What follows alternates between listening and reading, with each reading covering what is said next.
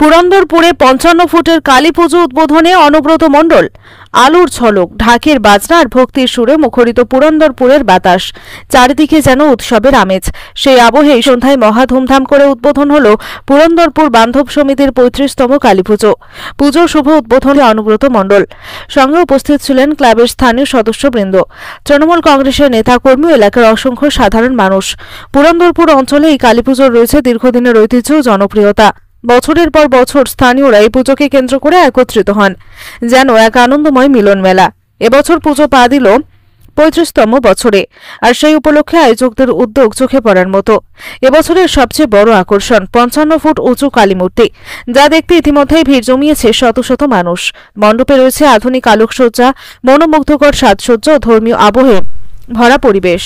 স্থানীয় মানুষদের পাশাপাশি দূর দূরান্ত থেকে দর্শনার্থীরা আসছেন মা কালী দর্শনে। আয়োজকদের ধারণে এবছর পুজো প্রাঙ্গণে লক্ষাধিক দর্শনার্থীর সমাগম ঘটবে। ভক্তদের জন্য পর্যাপ্ত নিরাপত্তা, পানীয় জল ও বসার ব্যবস্থাও করা হয়েছে। পুজো উপলক্ষে ক্লাবের সদস্যরা বিভিন্ন সমাজসেবামূলক কর্মসূচিও হাতে নিয়েছেন, যেমন রক্তদান শিবির, পোশাক বিতরণ এবং শিশুদের জন্য সাংস্কৃতিক অনুষ্ঠান। ক্লাবের সভাপতি জানান, আমাদের লক্ষ্য শুধু পুজো নয়, সমাজের সেবা করা। এবছর আমরা চাইছি এই আনন্দে সকলেই অংশগ্রহণ করুন। উৎসবের আনন্দে এখন গোটা পুরন্দরপুর যেন এক পরিবারে পরিণত হয়েছে। আলোকিত মণ্ডপ, প্রজ্বলিত প্রদীপ আর ভক্তিময় ভিড়ে ভরে উঠেছে এলাকা। সকলের চোখে এখন একটাই ছবি, 55 ফুটের মহামায়া, যার দর্শন পেতে প্রতিদিন উপচে পড়ছে জনসমাগম। আমিন নাশিদের রিপোর্ট, জনকণ্ঠ টিভি নিউজ। প্রথমেই বান্ধব সমিতিকে আমি, যিনি ডাক্তারবাবুর নাম বললেন, তেনাকে আমি প্রণাম জানাই, কোটি কোটি প্রণাম। আজ থেকে 85 বছর আগে এই ক্লাবটা উদ্বোধন করেছিলেন বান্ধব সমিতিকে, এ আমার জানা ছিল না। এই ঠাকুরটাকে আমি নকল করেছিলাম। আমার পাড়াতে আমি বলেছিলাম পুরন্দরপুরের মতন অত বড় ঠাকুর নিয়ে আয়, কিন্তু এর ইতিহাস জানতাম না। আজ আমার এই ইতিহাস জেনে আমি প্রণাম জানাই সেই সব পূর্বের লোকদের। এখন যারা সেক্রেটারি, প্রেসিডেন্ট আছেন, যারা ক্লাবের মেম্বার আছেন, সবাইকে অশেষ ধন্যবাদ জানাই। যখনই ডাকবেন, পার্টি করি না করি, আপনাদের কাছে ছুটে আসব, যেহেতু এত একটা সুন্দর পরিবেশ।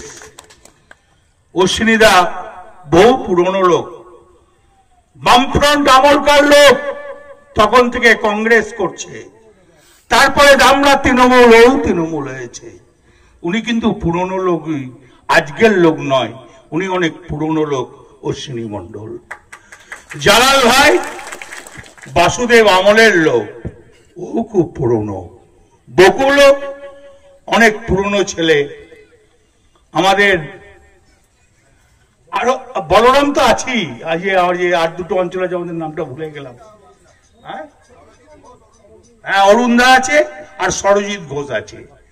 তো এই কারণেই বলরাম আমি জানি, বলরাম খুব ভালো ছেলে এবং কাজের ছেলে, খুব ভালো কাজ করে। বকুলও খুব কাজ করত, এখনো করে।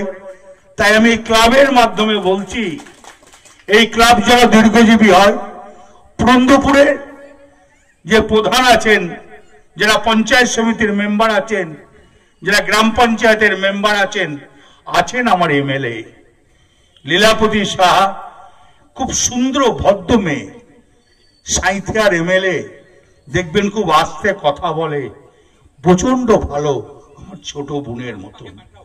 আপনাদের যখন ডাকবেন তখন পাবেন, চিন্তা করার কোনো কারণ নাই। তাই আমি এই ক্লাবের জন্য বলতে পারি, আমি জানি না এই ক্লাবটা এত পুরনো ক্লাব। আমি যদি আগে জানতাম, এই ক্লাবে আমি অনেক কিছু করতাম। আপনার জেলার নিয়মিত সংবাদ আপডেট পেতে জনকণ্ঠ টিভি নিউজের ফলো বোতামে ক্লিক করুন।